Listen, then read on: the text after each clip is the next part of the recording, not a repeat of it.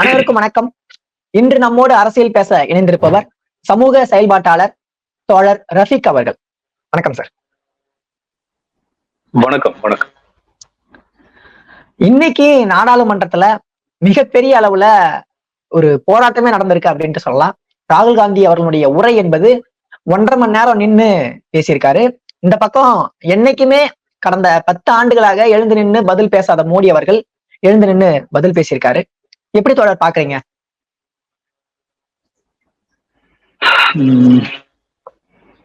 இனி மோடி அரசாங்கத்தால் பழையபடி ஏறு போல் பீடு நடை போட முடியாது. பாஜக அரசுடைய பல் 2024 தேர்தலில் புழுங்கப்பட்டிருக்கிறது. கணிசமான எண்ணிக்கையில் எதிர்க்கட்சிகள் இருக்கிறார்கள். இங்கு கூட்டணி ஆட்சி நடக்கிறது. இனியும் பழைய மாதிரி இருக்கக்கூடிய அந்த ஒரு திமிரும் ஒரு பாராமுகமோ ஒரு அசால்ட்டும் எனக்கு என்ன நடந்துகிட்டு இருக்க ஒரு தோரணையும் செல்லுபடி ஆகாது அப்படிங்கிறதுக்கான ஒரு சின்ன அறிகுறி தான் இன்னைக்கு நடந்த அவையில நடந்த இந்த விஷயம். கண்டிப்பா அதான் சொல்றேன் இல்லையா, தன்னை இரும்பு மனிதர்கள் போல காட்டிக்கொள்பவர்கள் சின்ன சின்ன விஷயங்களுக்கு அங்கக்கூடிய ஒரு நபர்களாகத்தான் இருப்பார்கள். அது வரலாறு ஏகப்பட்ட இரும்பு மனிதர்களை பார்த்திருக்கு. சின்ன சின்ன விஷயங்களுக்கு அவங்க கண்டிப்பாக பயப்படுவாங்க. ராகுல் காந்தியுடைய இன்றைய பேச்சு என்பது ஒரு கலர்ஃபுல்லானது. ஒரு கண்டிப்பாக 1 to 1 அப்படின்னு சொல்லும் பொழுது ராகுல் கடந்த காலத்துல இருந்து இப்ப பயங்கரமா தேறி வந்திருக்கிறார். நம்மளுக்கு டெலிபிராம்டர்ல என்ன படிக்க முடியாது, பேச முடியாது. அப்படி இருக்கும்போது 1 to 1க்கு டிபேட்டுக்கெல்லாம் அவங்க ஒத்து வர மாட்டாங்க. அப்ப இந்த மாதிரியான கேள்விகள் மூலமாக திணறடிக்கிறது அப்படிங்கிறது கண்டிப்பாக உளவியல் ரீதியாக பாஜகவையும் பிரதமர் மோடி அவர்களையும் பலவீனப்படுத்தும். நம்மள மாதிரி ஆட்கள் இதை ஒரு பெரிய சாகசமாக எடுத்துக்கிறாம இதே மாதிரி களத்திலும் காங்கிரசும் இந்தியா கூட்டணி கட்சிகளும் இறங்கி வேலை செய்யணும் அப்படிங்கிறத நோக்கிதான் நாம நகர்த்தணும். ஏன்னா 2019 காலத்துல மோடியை கட்டி அணைத்து ராகுல் பேசும் பொழுது அப்ப கூட இங்க இருக்க எல்லாரும் நம்ம தையத்தக்காரெல்லாம் குதிச்சோம். ஆனா பாத்தீங்கன்னா அப்பயும் டபுள் டிஜிட்ல தான் காங்கிரஸ் ஜெயிச்சது. மோடி திரும்பவும் ஃபுல் மெஜாரிட்டியில ஆட்சிக்கு வந்தார். உண்மையில இந்தியா கூட்டணியுடைய இன்றைய அரசியல் வெற்றி என்பது ரொம்ப ரொம்ப ரொம்ப ரொம்ப முக்கியமான வெற்றி. மெஜாரிட்டி கிடைக்காத பிஜேபியுடைய இந்த அரசாங்கம் என்பது கண்டிப்பாக ஒரு இக்கட்டான ஒரு காலகட்டத்துல பிஜேபி இருக்குது அப்படிங்கிறதுக்கான சிம்டம்ஸ் தான். அப்படி இருக்கும் பொழுது ராகுல் காந்தியுடைய இந்த பேச்சு ஒரு பெரிய வான வேடிக்கை தான், ஒரு பெரிய பட்டாசு தான். கண்டிப்பாக மோடி அண்ட் அமித்ஷா, ராஜ்நாத் போன்ற அந்த தலைவர்களுக்கு இந்த மாதிரி பேச்சுக்களை அவங்க எதிர்கொள்ள முடியாது. இததான் சொன்னோம், வாரணாசியில பிரியங்காவை நிறுத்தி இருந்தா மோடி தோத்து போயிருக்கிறதுக்கு வாய்ப்பு இருக்குன்னு சொன்னோம். ஏன்னா பிரியங்காவுடைய பேச்சுக்கு முன்னால மோடியால நிக்க முடியாது. அப்போ சாமதான பேத தண்ட ஆயுதங்களை எடுக்கணும். தலையை சுத்தி ஆயுதம் வரும் பொழுது தடி எடுத்தது தவறு இல்லைன்னு சொல்லுவாங்க. அப்போ எந்த இடத்துல அவங்க பலகீனமோ அந்த இடத்துல அடிக்கணும். அப்ப அந்த இடத்த பார்த்து மிகச்சரியாக ராகுல் காந்தி இன்று அடுத்திருக்கிறார். இந்த அடி தொடர்ச்சியாக பாராளுமன்றத்திலும் நடக்கணும், நாடாளுமன்ற அவையிலும் நடக்கணும், மக்கள் களத்திலையும் நடக்கணும். மக்களுக்கான போராட்டங்களுக்கு கூட காங்கிரஸ் கட்சி தன்னை முழு முற்றாக ஒப்பு கொடுத்து போராட்டங்களை நடத்தணும்னு சொன்னா வருங்காலம் என்பது காங்கிரஸ் மட்டுமல்ல இந்தியாவுக்கே கூட ஒரு பாசிட்டிவான காலகட்டமாக இருக்கும். அந்த வகையில ராகுல் காந்தியோடைய இன்றைய பேச்சை பெருமகிழ்ச்சியோடு வரவேற்கிறேன். இல்ல, அதே நேரத்துல அவரு மோடியை மட்டும் குறிப்பிட்டு சொல்ல, ஒட்டுமொத்தமா RSS பிஜேபி அப்படின்ட்டுனே அவரு பாயிண்ட் அவுட் பண்றாரு. அதுக்குதான் மோடி எழுந்திருக்காரு. ஏன்னா அதாவது நீங்க இந்துக்கள் அப்படின்ற ஒரு போர்வையில, இந்துக்கள் அப்படின்ற பெயர்ல மிகப்பெரிய ஒரு வன்முறையை இந்த நாடு முழுவதும் கட்டவிழ்த்துள்ளீர்கள் அப்படின்ற வார்த்தையை அவர் குறிப்பிடார். ஆனா மோடி அவர்கள் உடனே அந்த டைம்ல தான் அவர் எழுந்திருச்சு என்ன சொல்றாரு அப்படின்ட்டு பாத்தீங்கன்னா, அப்ப நீங்க இந்துக்களை குத்தம் சொல்றீங்களா, உடனே அவங்களுடைய பாயிண்ட் ஆஃப் வியூ எடுக்கிறாங்க. நீங்க ஒட்டுமொத்த இந்துக்களையும் இங்க இருக்கக்கூடியவர்கள் எல்லாம் வன்முறையாளர்கள் அப்படின்ற பேச்சுல பேசுறீங்க அப்படின்னு இவங்க பக்கம் இது பண்றாங்க. இது எப்படி? அதாவது கண்டிப்பாக எது எப்படி நடந்தாலும் பசுமாட்டை பிடிச்சி தென்னை மரத்துல கட்டுங்கிற ஒரு கதையாக மோடி மற்றும் பிஜேபிக்கு தெரிஞ்ச ஒரே அரசியல் இதுதான்.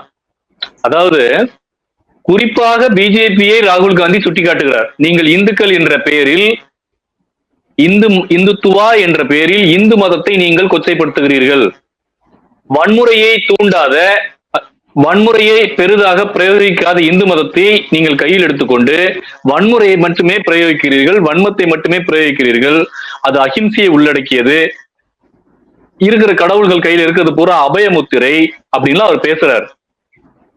அப்ப சட்டுன்னு இவர் எந்திரிச்சு, அப்ப நீ ஒட்டுமொத்த இந்துக்களையும் நீங்கள் வன்முறையாளர்கள் என்று சொல்லுகிறீர்கள் அப்படின்னு சொல்றாரு.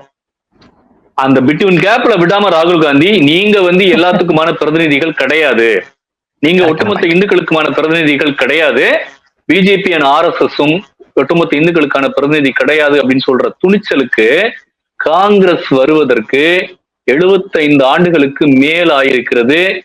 நன்றி ராகுல்.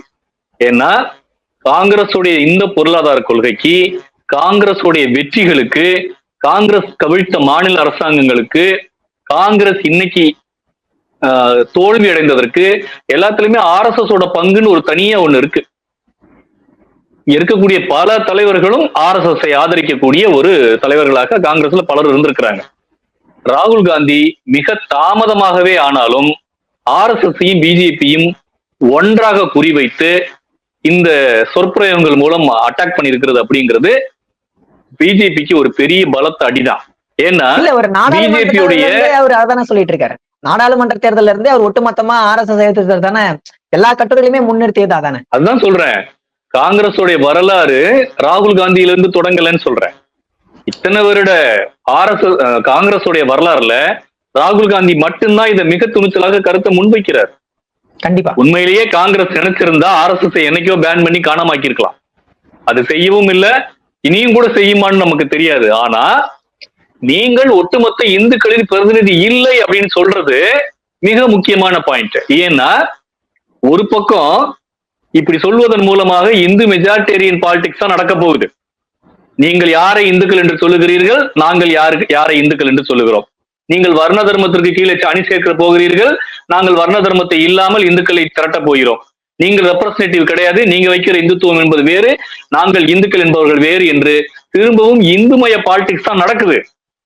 ஆனா கூட அவர்கள் இந்துக்களுக்கான ஒட்டுமொத்த பிரதிநிதிகள் இல்லை அப்படின்னு சொல்லும் பொழுது அந்த வார்த்தைக்கு மோடிக்கு கோபம் வரத்தான் செய்யும். ஏன்னா அதுதான் அவங்களுடைய பலமே. எங்க போனாலும் நாங்கள் தான் இந்துக்களின் பாதுகாவலர்கள். ஏன்னா முஸ்லிம்களுக்கும் கிறிஸ்தவர்களுக்கும் கேஸ் விலை 1200 ரூபாய், இந்துக்களுக்கு கேஸ் விலை 400 ரூபாய் தானே வைக்கிறாங்க. அதனால அவங்க இந்துக்களின் காவலர்கள் அவங்க தைரியமா சொல்லிப்பாங்க. மிக நுணுக்கமாக அந்த, அதாவது எங்க அடிச்சா வலிக்குமா அங்க அடிக்கிற மாதிரி ராகுல் பேசி இருக்கிறாரு. அயோத்தியிலே நீங்க தோத்து போயிருக்கிறீங்க, உங்களை இந்துக்கள் நம்பல அப்படின்னு சொன்ன உடனே வாரணாசியில ஜெயிச்சு அவருக்கு அவர் தாங்க முடியல. அப்ப என்ன சொல்றாருன்னா, அப்ப அவர் கண்டிப்பா தெரியும், மோடி அவர்களுக்கும் சரி ராஜ்நாத் சிங்க்கும் கண்டிப்பா தெரியும், இந்துக்கள் ஓட்டு வங்கி நமக்கு இந்த தடவை குறைஞ்சிருக்குங்கிறது நல்லாவே தெரியும்.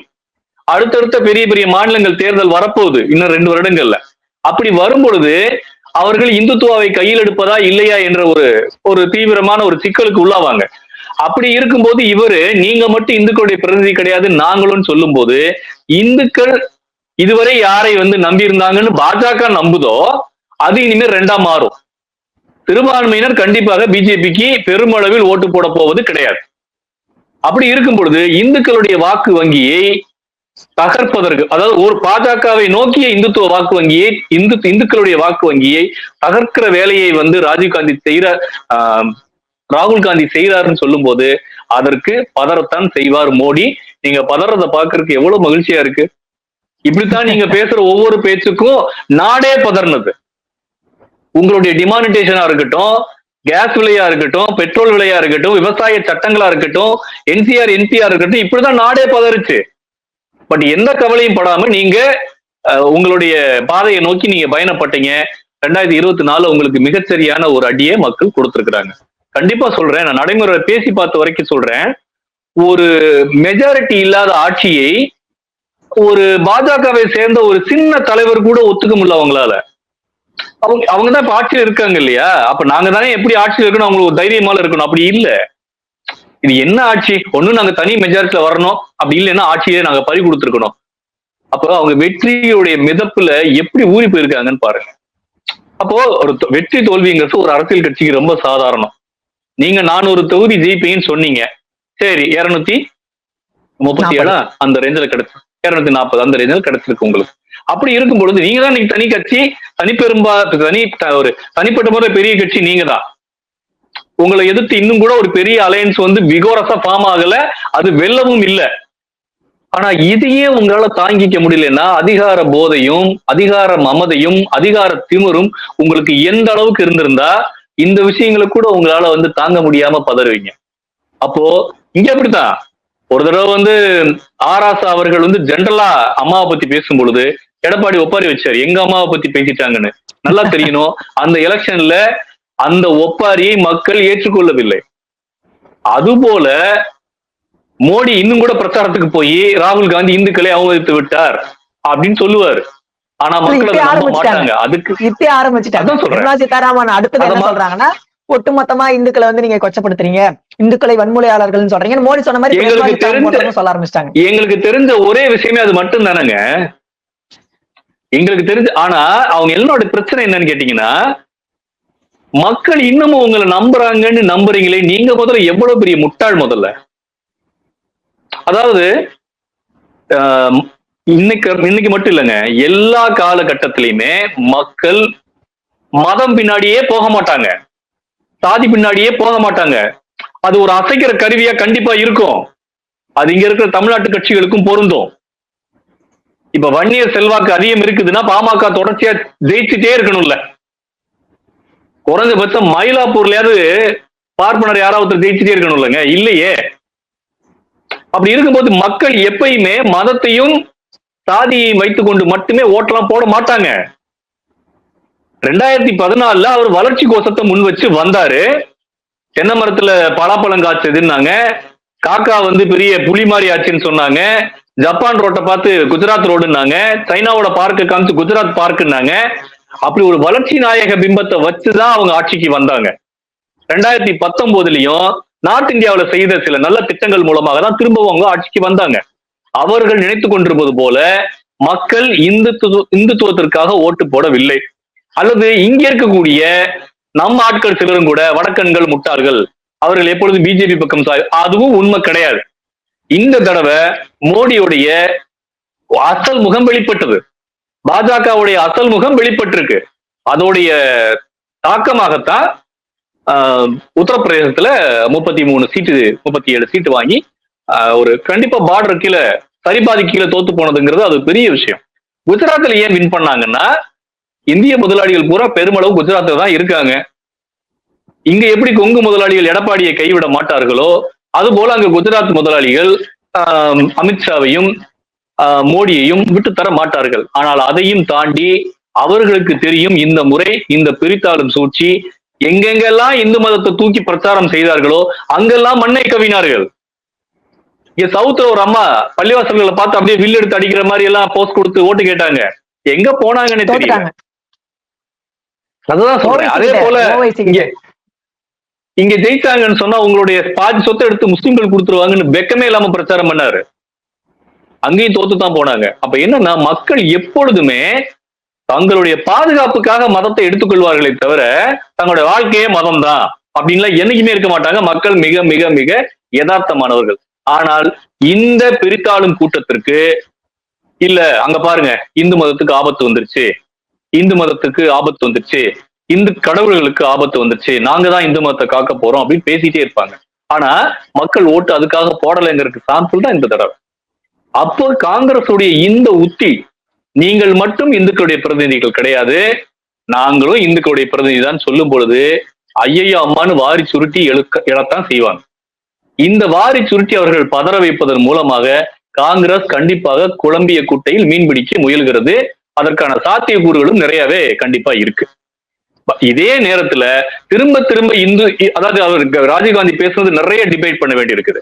எது இந்து மதம், எது இந்துத்துவா, சிவனுடைய கையில் இருக்க சூலம் அஹிம்சையை போதிக்கிறதா, துணிச்சலை போதிக்கிறதா, இப்படி நிறைய அவர் எடுத்து பேசியிருக்கிறார். இது எல்லாமே கூட ஓரளவுக்கு விவாதத்துக்குரிய விஷயம்தான். ஆனால் கண்டிப்பா எல்லா மதத்துடைய நோக்கமும் மக்களை அமைதிப்படுத்துவதற்காகத்தான் தோன்றியது. நடைமுறையில் அதை விளைவுகள் வேற என்ன வேணாலும் இருக்கலாம். மென்ஷன் பண்ணியிருக்காரு. அது மென்ஷன் பண்ணியிருக்கிறாரு. அதுதான் சொல்றேன். அது வருங்காலங்கள்ல காங்கிரஸோட நடைமுறையை பார்த்து இதெல்லாம் மனசுல வச்சுட்டு நாம விமர்சனம் பண்ணணும். ஏன்னா திரும்ப திரும்ப இந்துத்துவா வர்சஸ் இந்து அப்படிங்கிற கட்டமைப்பு நோக்கி திருப்பி போறாங்க ஆக்சுவலா. ஏன்னா மைனாரிட்டிகள் வந்து சிவபெருமானுடைய போட்டோ மட்டும் இல்ல, இங்க இருக்கக்கூடிய குருதுவார் போட்டோ, அப்புறம் இஸ்லாம் மதத்தினுடைய சின்னம், அப்புறம் கிறிஸ்டியன் எல்லாத்தையும் தான் அவரு எடுத்துட்டு உள்ள போயிருக்காரு. அதான் சொல்றேன், இந்தியன் செக்யூலரிசம் அப்படிங்கிற விஷயத்தை அவர் எடுத்துட்டு போறது வரவேற்க வேண்டியது. ஏன்னா 10 வருட காலமாக இந்தியாவில செக்யூலரிசமே இல்ல. ஒரு பிரதமர் வந்து ராமானுஜர் அந்த வைஷ்ணவ வேஷம் போட்டுட்டு போய் நிக்கிறாரு. அப்போ இது எல்லாமே வந்து இந்தியா கிட்டத்தட்ட ஒரு இந்து நாட்டுடைய இந்து நாடு அப்படிங்கறத நோக்கிதான் அவங்க நகர்ந்தாங்க. அந்த இடத்துல இருந்து மதச்சார்பின்மை தான் இந்தியாவுடைய ஆன்மா. எல்லா மதங்களுக்கும் இங்க பாசிட்டிவ் ரோல் இருக்குது, எல்லா மக்களுமே பாசிட்டிவாக இருக்கிறார்கள் அப்படிங்கிற இந்த விஷயத்தை நாம கண்டிப்பா வரவேற்கணும். அதே நேரத்துல நான் ஒரு எச்சரிக்கையா ஒண்ணு சொல்றேன், என்னன்னா ஏன்னா காங்கிரஸும் வருங்காலங்கள்ல எப்படி இருக்கும்னு நம்ப முடியாது. ஏன் இதை சொல்றோம் அப்படின்னா, காங்கிரஸ் நிறுத்திய இஸ்லாமிய வேட்பாளர்கள் எத்தனை கணக்கு பண்ணா தெரிஞ்சு போயிடும். தமிழ்நாட்டுல எத்தனை இஸ்லாமிய வேட்பாளர் இருந்தாலும் கணக்கு பண்ணா தெரிஞ்சு போயிடும். அப்ப என்னன்னா, அப்ப இஸ்லாமியர்கள் வேறு எங்கும் போக மாட்டார்கள். காங்கிரஸ் பிஜேபி அல்லாத கட்சிகளுக்கு தான் அவர்கள் வாக்கு போக போகுது அப்படிங்கிறது இறுதியிலும் இறுதியான யதார்த்த நிலை. அப்படி இருக்கும் பொழுது இவர்கள் இந்துக்களுடைய பிரதிகள் தங்களை இப்ப திமுக சொல்லுது இல்லையா, நாங்கள் இந்துக்களுக்கு எதிரான கட்சி கிடையாது, எங்க கட்சியில் நிறைய பேர் இந்துக்கள் தான் இருக்கிறாங்க, வரவேற்கக்கூடிய. ஏன்னா அது ஒரு ஸ்ட்ராட்டஜியா இருக்கும் பட்சத்துல we have to welcome. ஆனால் அதுவே அவர்களுடைய இந்து பெரும்பான்மைவாத பாலிடிக்ஸா மாறுச்சுன்னா அந்த ஆபத்தும் இருக்கிறது. அப்ப ஏன்னா மக்கள் எப்பொழுதுமே சொல்றேன், இப்பயும் அடிச்சு சொல்றேன், மக்கள் எப்பயுமே மதவாதத்தின் பின்னால போக மாட்டாங்க. ஒரு குறிப்பிட்ட நேரத்தில் அது ஹெல்ப் பண்ணுமே தவிர ஒட்டுமொத்தமாக அது ஹெல்ப் பண்ணாதுங்கிறத காங்கிரஸும் உணர வேண்டும், திமுகவும் உணர வேண்டும், இங்க இருக்கிற எல்லா கட்சியும் உணர வேண்டும். பாஜக உணராது. ஏன்னா அவர்கள் ஆயுதமே அதுதான். மதவாதத்தை தூண்டி நீட் போன்ற விவகாரங்களை கையில் எடுத்திருக்காரு. முக்கியமா அவர் எல்லாத்தையுமே மென்ஷன் பண்றாரு. பண மதிப்பிழப்பு சொல்றாரு. நீட்ல வந்து இந்த தடவை மட்டும் கிடையாது, கடந்த 7 ஆண்டுகள்ல 70 தடவை வினாத்தாள் கசிவு என்பது ஏற்பட்டிருக்கு. இதற்கெல்லாம் யாரு காரணம் அப்படின்ட்டு இந்த ஆட்சி ஒட்டுமொத்தமான ஊழல்களை எல்லாம் அவர் பட்டியல். பாஜகவுடைய 10 வருட ஆட்சியுடைய மக்கள் விரோத செயல்பாடுகளை கூடுமான வரைக்கும் ராகுல் காந்தி மக்களவையில எடுத்து வைக்கிறார். கண்டிப்பாக இது வந்து வரவேற்பை பெறும். கண்டிப்பாக இது வந்து ஒரு பெரிய பட்டாசு தான், நான் ஏற்கனவே சொன்ன மாதிரி. ஏன்னா அவர் தெளிவா சொல்றாரு, நீங்க வந்து ராமர் கோயிலுக்கு இடம் எடுத்தீங்க, அந்த இடத்துக்கு முறையான இழப்பீடு வழங்கல. இது முக்கியமான பாயிண்ட். ஊடகங்களுக்கு ஹைலைட் பண்ண மாட்டேங்கிறாங்க. மக்கள் ஏன் அங்க ஓட்டு போடலைன்னா, கோயிலின் பெயரால் மதத்தின் பெயரால் நீங்க அங்க இருக்க எளிய மக்களை அப்புறப்படுத்தி விட்டீங்க. அங்க எளிய மக்களுக்கு நீங்க வந்து ரீஹாபிலிட்டேட் பண்ணல, அவங்களுக்கான காம்பன்சேஷன் சரியா கொடுக்கலங்கிறது ராகுல் காந்தி வைக்கிற குற்றச்சாட்டு. அதுதான் முக்கியமான பாயிண்ட். அதே மாதிரிதான் நீட்ட ராகுல் காந்தி 2019 இருந்தே ஓரளவுக்கு எதிர்த்துட்டே இருக்கிறாப்ல.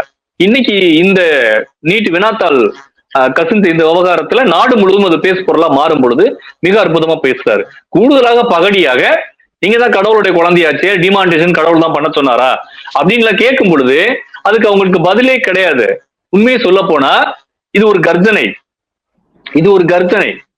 ராகுல் காந்தி சிங்கம் போன்று முழங்கி இருக்கிறார். அத கொஞ்சம் வயது முதிர்ந்த இந்த சிங்கங்கள் கேட்டுக்கிட்டு இருக்கு. இந்த இவங்களும் சிங்கம் தான். இவங்களை வந்து சாதாரணமாலாம் நம்ம வந்து எடை போட்ட முடியாது. இவங்களோட ரியாக்ஷன் என்னவா இருக்குங்கிறத வருங்காலத்துல பார்க்கணும். அதனாலதான் சொல்றேன், நாடாளுமன்ற மக்களவையில மட்டும் இதை பேசு பொருளாக ஆக்காமல் வீதிக்கு வரணும். நீங்க குஜராத்ல ஜெயிக்கணும்னா நீங்க வீதிக்கு வரணும். அடுத்து நடக்க போற எலெக்ஷன்ஸ் நீங்க ஜெயிக்கணும்னா வீதிக்கு வரணும். ஏன் அப்படின்னா உண்மையிலேயே மக்களுக்கான தேவைங்கிறது தெருதோறும் கிடக்கிறது. புதிய சட்டத்துல மேற்கொண்டாரு. பயண யாத்திரைங்கிறது முடிஞ்சு போச்சு. அந்த எலெக்ஷனுக்கான கேம்பெயின் அது முடிஞ்சு போச்சு. அது ஒரு தேர்தலோட அந்த நடைப்பயணத்துக்கான தேவை முடியல.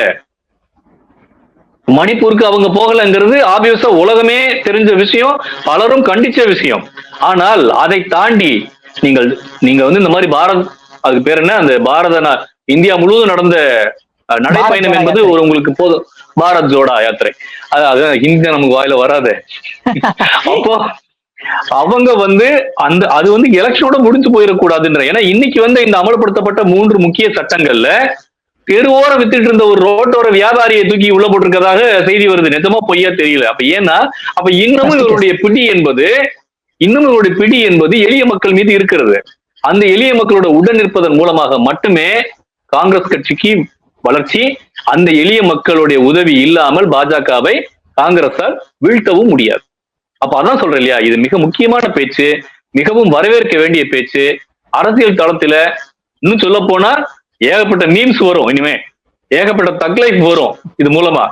சோ நம்ம அதை ஒரு குதூகலமாக ஒரு என்டர்டெய்னிங்காக மட்டும் எடுத்துட்டு போயிடாம, உண்மையிலேயே இவர்கள் மக்கள் விரோதிகள் தான், உண்மையிலேயே இவர்கள் இந்துக்களுக்கான ஒரு பிரதிநிதிகள் கிடையாது, இவர்கள் உண்மையிலேயே இந்துக்களுக்கும் எதிரானவர்கள் தான் பிஜேபியினர் அப்படிங்கறத பற்றியாக ஒரு தொடர் பிரச்சாரத்தை காங்கிரஸ் போன்ற பெரிய கட்சிகள் செஞ்சாதான் இங்க இருக்கக்கூடிய மக்களும் அதுல இணைவாங்க. அந்த வகையில ராகுல் காந்தியுடைய பேச்சுங்கிறது ஒரு அனல் தெரிக்கக்கூடிய, அதுவும் முதல் கூட்டத்தொடர்லயே பேசுறது அப்படிங்கறதெல்லாம் பெரிய விஷயம்தான். கண்டிப்பா சொல்றேன், பிரதமர் இதை எதிர்பார்த்திருக்க மாட்டாரு.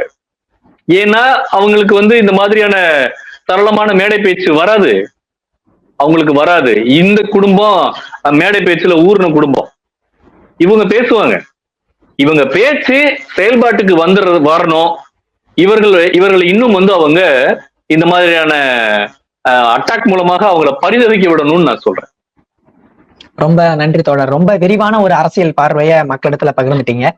மீண்டும் ஒரு சந்திப்பில் சந்திப்போம். நன்றி. நன்றி. வணக்கம் தோழர்.